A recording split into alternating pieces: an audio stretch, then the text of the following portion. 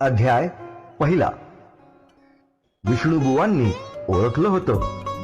श्री स्वामी समर्थांचे अगाध चरित्र आणि अवतारी जीवन कार्य मर्यादित शब्दात बद्ध करणं किंवा स्तवन करणं ही गोष्ट सहज सोपी नाही.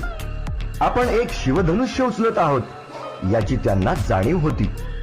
म्हणून श्री स्वामी चरित्र सारामृताच्या आरंभीच पहिल्या अध्यायात ग्रंथपूर्तीसाठी सकल देवदेवता, गुरु, कुलगुरु आणि संत महंतांना आवाहन केले.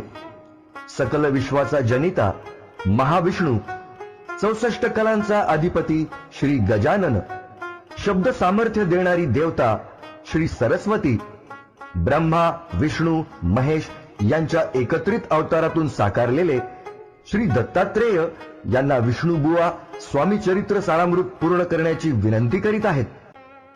आणि ज्यांच्या चरित्रलीला सांगण्याचा विष्णुबुवांनी संकल्प सोडला त्या श्री स्वामी समर्थ महाराजांच्या चरणी लीन होऊन विष्णुबुवा आपले लेखन कार्य सुफळ संपूर्ण करण्याची स्वामींनाच गळ घालतात. ते म्हणतात, करता आणि करविता तूची एक स्वामीनाथा, माझी या ठाई वार्ता मीपणाची नसेची. विष्णुबुवांच्या नम्र विनंतीनंतर प्रसन्न होऊन स्वामी महाराज बुवांना आशीर्वाद देतात. उणे न पडे ग्रंथात सफल होती मनोरथ, पाहुनी आर्यजन समस्त संतोषतील निश्चय प्रत्यक्ष.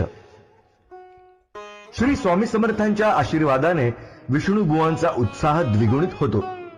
पहिल्याच अध्यायात ते श्रोत्यांना विनंती करतात आणि म्हणतात, न पाहता जरी अवगुण, ग्राह्य तितकेच घ्यावे पूर्ण.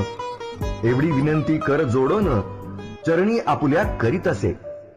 आणि त्यानंतर विष्णुबुवा थोरात श्री स्वामी समर्थ कथनाला सुरुवात करतात.